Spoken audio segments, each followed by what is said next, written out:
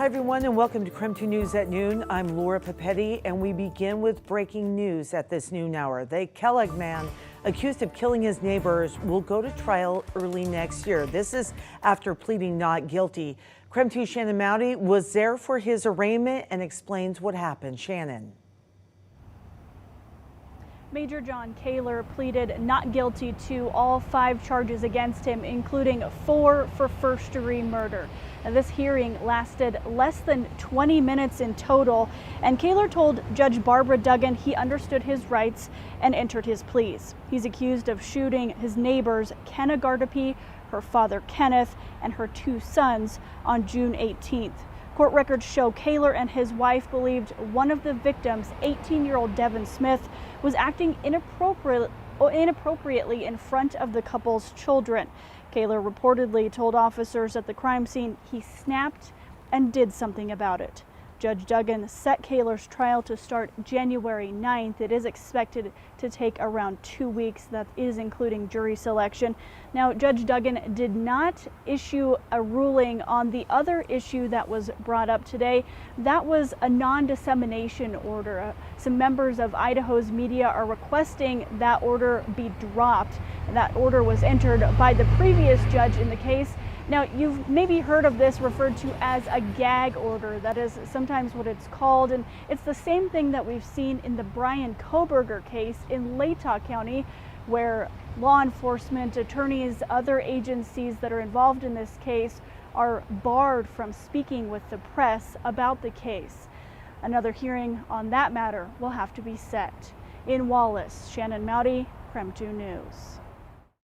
Shannon, thank you. And today, the man accused of murdering 4 University of Idaho students last November is expected back in court.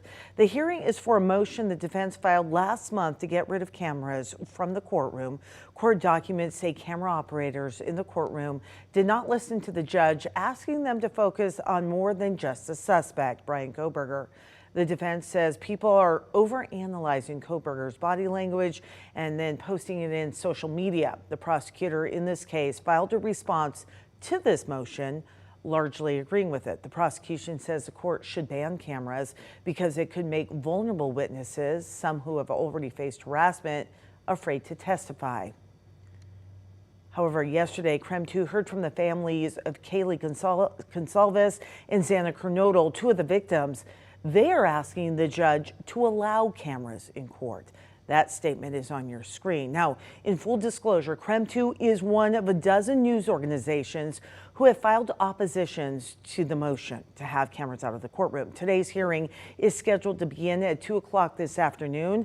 The suspect's trial date is known at this time because the court delayed the originally scheduled October start date indefinitely. So we're continuing, of course, to track what that might be.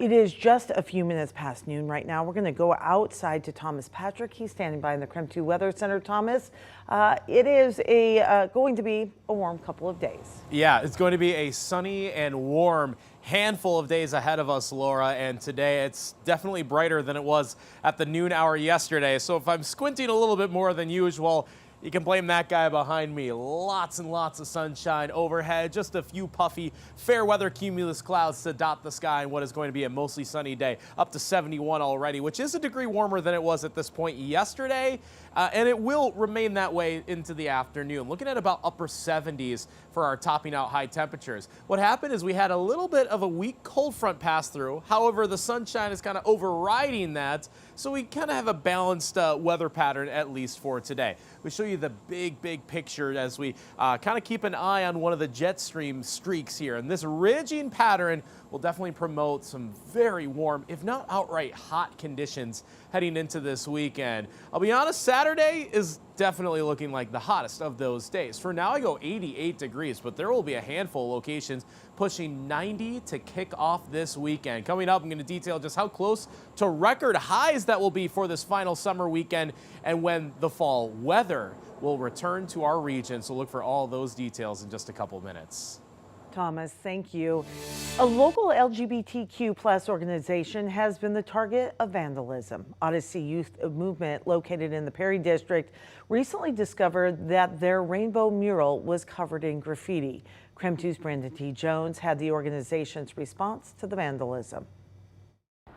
Well, yeah, and if you go ahead and you take a look right behind me, you can still see that vandalism is here. The Odyssey Youth Movement founded Saturday morning. We're now 4 days later, and it still remains here. It's still graffitied over, and the Odyssey, they say they're just patiently waiting on the go-ahead to finally be able to clean it up. Odyssey actually started back in 1992. It's a local organization working with local LGBTQ plus youth and young adults to provide them with resources and to ultimately let them know they're loved and accepted here in our community. Well, after the recent vandalism, Executive Director Ian Sullivan says anger, frustration, and heartbreak, those were all of the emotions that were felt in the aftermath. And although the disappointment has not gone away, after time to process what has taken place, Sullivan says the vandalism won't stop their work here in the community. Your act of vandalism is not going to scare us off. It's going to make this community more resilient and gather up and realize where our passions and our resources and our efforts really need to go. There is still work to do. Thank you for showing us that. Sullivan also told us that this isn't the first time the organization has been greeted with resistance and hate.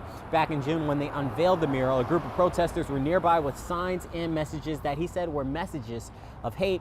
Spoken Art said it hopes to have the graffiti cleaned up within a week, but must obtain a permit to close the street for maintenance. You can hear right behind me that it is a very busy street, so they're going to have to continue to wait, and finally, whenever they're able to get that go-ahead, they'll be able to clean it up.